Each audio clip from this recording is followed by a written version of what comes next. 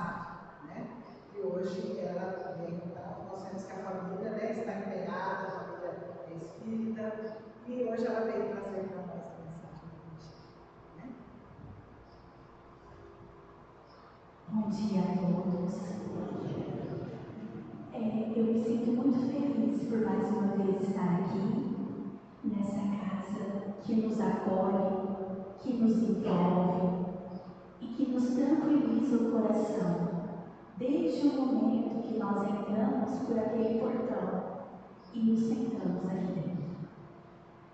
Quando nós iniciamos o ano, nós estamos diante de 365 possibilidades de fazermos o bem, de sermos pessoas melhores, de procurarmos o ensinamento de Jesus e de colocarmos em prática esses ensinamentos.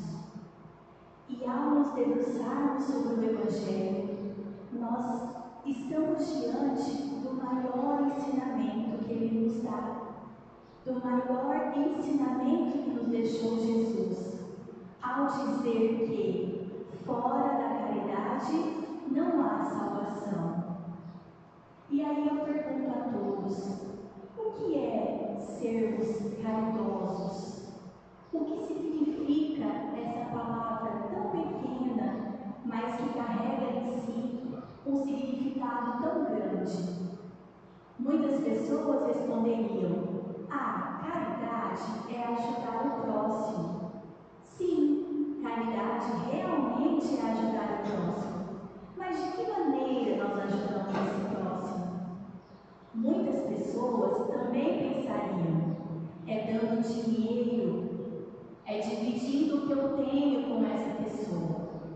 Isso também é caridade, só que é a caridade material. Ela é importante? Sim, porque nós sabemos que sem dinheiro, sem comida, sem um lar, nós não conseguimos viver. Só que a caridade mais importante é a caridade moral, a caridade espiritual. E é nessa caridade que eu me aproximo dos ensinamentos de Jesus. É nessa caridade que eu devo ancorar a minha encarnação. Porque, como disse a Teresa, se nós estamos aqui por um propósito, buscamos algum objetivo. E esse objetivo, esse propósito que buscamos, ele necessita passar pela caridade.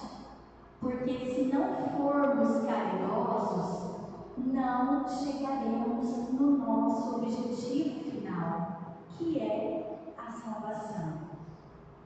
Todos nós queremos ser salvos. Todos nós rogamos a Deus que prepare ao seu lado um cantinho para nós, perto do seu amor e da sua bondade. E quando nós nos perguntamos para os espíritos o que é essa caridade material, eles bondosamente nos explicam por meio da decodificação de Kardec, que está lá no nosso Evangelho. Ele nos diz, qual o verdadeiro sentido da palavra caridade, como o entendia Jesus. Por quê? Todos nós estamos aqui, cada um com a sua vida, cada um com o seu fardo, cada um dentro de uma família que é aquela da qual deveríamos estar, Já sabemos que aquela frase que dizemos muitas vezes para os nossos pais no momento de raiva, Eu não pedi para nascer. Sabemos que é mentira. Todos nós imploramos por uma nova oportunidade. E quando a gente quando a gente ganha essa nova oportunidade, nós procuramos, quando somos pessoas de bem, viver conforme nos ensinou Jesus. É claro que ainda somos muito pequenos perto da magnitude, da bondade da evolução do nosso mestre, mas pouco a pouco, lendo o Evangelho, o Livro dos Espíritos e todas as obras deixadas, né, por Allan Kardec, psicografadas pelo nosso irmão Chico Xavier, nós procuramos nos aproximar de Jesus e sermos o mais semelhante possível a essa figura de tanto amor e de tanta bondade. Então, os Espíritos nos dizem: o que é o verdadeiro sentido da caridade segundo Jesus? E ele nos dá 3 palavras. A primeira, benevolência. A segunda, indulgência. E a terceira, o perdão. Então, para que sejamos caridosos moralmente e espiritualmente, precisamos passar por esses 3 estágios. E aí vocês podem me perguntar, nós nos perguntamos, o que é ser benevolente? O que é essa benevolência? E aí os Espíritos nos respondem, demonstrar bondade ou boa vontade em relação a outras pessoas, revelando altruísmo e empatia. Essa palavra altruísmo é tão esquecida nos dias de hoje. Por quê?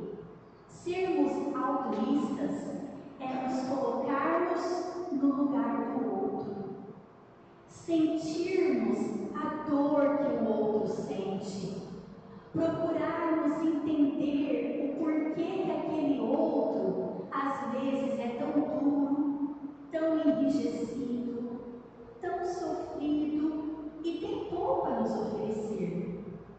Muitas vezes o nosso semelhante, ele se aproxima de nós querendo ajuda.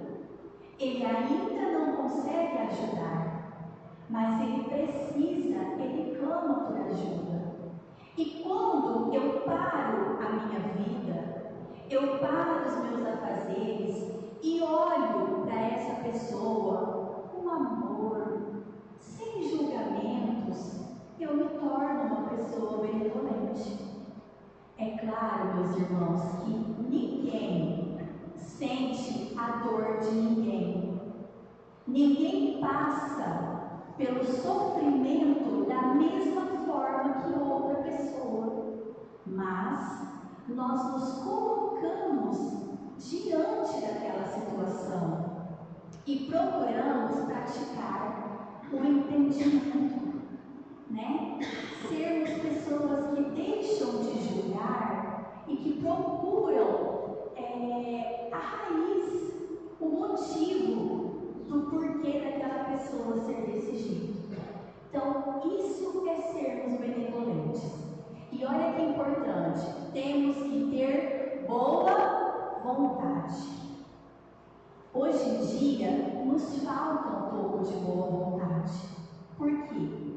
Estamos em um mundo rápido, acelerado, em um mundo que chama por nós, né? Não ficamos um minuto mais sozinhos, porque se não estamos na companhia de ninguém, estamos grudados no mundo que está na palma da nossa mão, que é o celular. Então nós não temos o nosso momento de solidão, o nosso momento de reflexão. E a boa vontade surge quando eu sinto a necessidade de fazer algo, de mudar algo, de procurar uma nova maneira de ser diferente. Porque se nós estamos aqui e estamos em evolução, o nosso objetivo é nos tornarmos cada vez melhores, nos aproximarmos cada vez mais de nosso Mestre, para que um dia possamos sentar ao lado de nosso Pai, de nosso Criador. O que é a indulgência? É a facilidade em perdoar os erros cometidos por outros indivíduos. Então ela se liga à clemência, tolerância e perdão. Então, ser indulgente é quando nós nós nos despimos do nosso orgulho, nos despimos das nossas crenças que são enraizadas pelo ódio, pelo egoísmo, e procuramos entender o porquê que o outro errou conosco. Porque se hoje nos é pedido perdão, temos que ter em mente que amanhã possamos ser nós que estamos pedindo perdão para alguém. E quando eu peço perdão a alguém, quando eu me separo, me desvencilho do meu orgulho e peço perdão ao meu irmão, aquilo diz muito mais sobre mim do que sobre ele. Porque não é fácil, meus irmãos, admitirmos que erramos. Não é fácil nos rebaixarmos moralmente e dizermos para o nosso irmão: perdoa-me, eu agi mal, eu falei aquilo de você, realmente fui eu que falei de você. É muito mais fácil a gente negar e jogar a culpa no outro. Dizer: não, eu não fiz aquilo, foi a pessoa que interpretou mal. E aí a gente se vê no meio de um furacão, de uma discórdia, e a gente não define aquilo.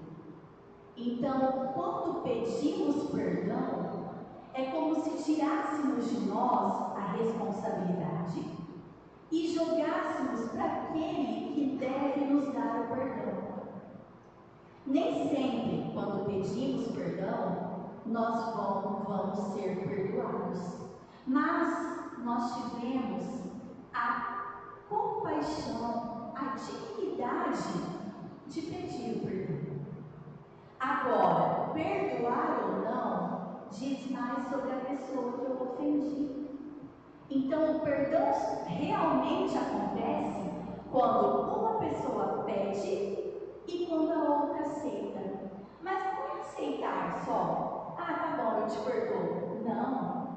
É esquecer, é colocar lá no esquecimento aquele momento, aquela dor que nos foi causada e começar de novo, A gente sempre ouve por aí: ah, perdoar eu perdoo, mas eu não confio nunca mais. Só que se nós não damos a possibilidade para aquela pessoa que nos magoou, se nós não damos a ela a oportunidade de mostrar que ela está realmente arrependida, eu não vou mais confiar mesmo naquela pessoa. E quem sou eu, meus irmãos? Quem somos nós para negar o perdão a alguém? Para negar que nós estamos aqui todos na mesma faixa evolutiva. Às vezes a gente ouve por aí: ah, eu sou um pouco melhor do que o meu irmão, porque eu sou espírita, porque eu vou ao centro. Só que o meu coração, e o meu pensamento, e aquilo que sai da minha boca, será que eu realmente sou melhor que o meu irmão? Não. Todos estamos aqui, ansiosos pelo mesmo objetivo, que é viver conforme os ensinamentos de nosso irmão. E aí vocês podem parar, se perguntar: mas aquele meu irmão que me magoa, ele faz isso constantemente. E aí eu pergunto para vocês: quantas vezes no dia, quantas vezes na semana, quantas vezes no mês, na nossa vida toda, nós pedimos perdão a Deus? Quantas vezes durante a nossa prece nós clamamos por esse perdão e prometemos para o nosso Pai que não faremos mais, e erramos e fazemos? E aí nosso Pai também nos responde: não, eu te perdoo, só que eu não te dou outra oportunidade. Não, meus irmãos, o nosso Pai, Ele está ali, sempre conosco. Ele permite que a espiritualidade amiga esteja sempre ao nosso lado. Ele não nos abandona jamais. Jesus nos ensinou: onde houver duas pessoas reunidas em meu nome, ali eu estarei. Mas quando você estiver sozinho, pense em mim, que a nossa ligação é instantânea. Então, por isso que muitas vezes, quando estamos, por exemplo, no nosso ambiente de trabalho, em uma reunião familiar, que começa alguma discussão, alguma discórdia, o que nos é orientado? Recolha-se, meu irmão. Vá para o banheiro que seja e faça uma oração. Faça uma prece, pedindo o restabelecimento da paz naquele local. Pedindo que os espíritos nos acalmem, nos tranquilizem. E quando possível for, sejamos nós os tranquilizadores. Sejamos nós a palavra que vai acalmar esses ânimos e findar com aquela discussão. Porque, meus irmãos, a discussão gera ódio, o ódio gera ofensa.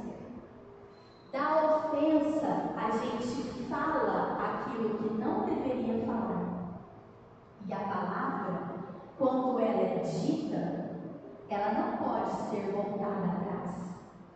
É claro que eu posso me arrepender de coração, posso pedir perdão, só que eu já fiz, eu já disse. Por isso que Deus nos deu a capacidade de pensar.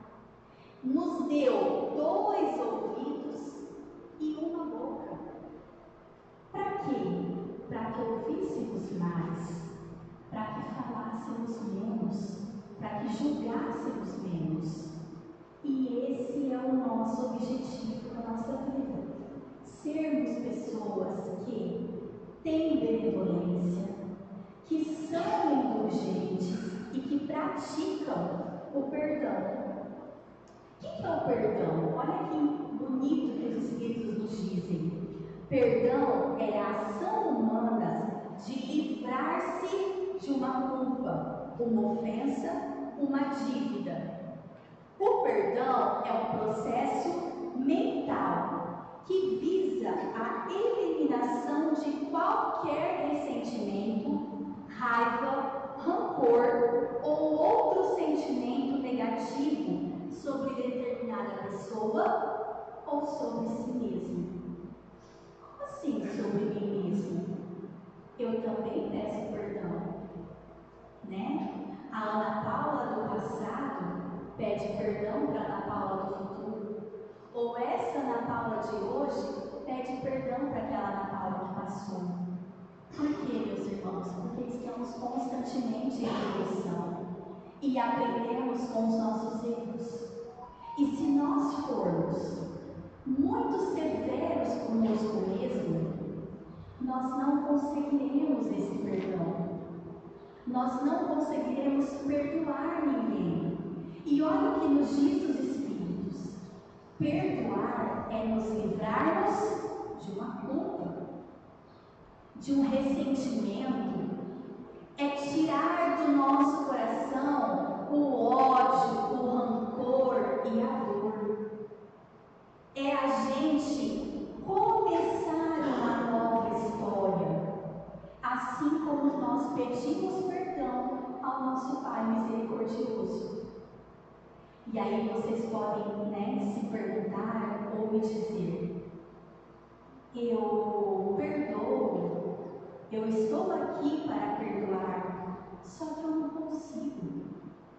É mais forte do que eu, Eu perdoo, só que a hora que eu deito, eu me lembro. Como que eu faço para me livrar dessa culpa? Prece, meus irmãos. Clamem a Deus para que purifiquem o coração de vocês, para que tirem dos pensamentos aquele momento de dor, de angústia, e para que nos prendamos ao que realmente importa. Sentir egoísmo, dor, rancor, ressentimento nos prende. nos impede de evoluir. Quando nós retiramos tudo isso de nós, ficamos leves. E leves conseguimos caminhar, andar, olhar para frente.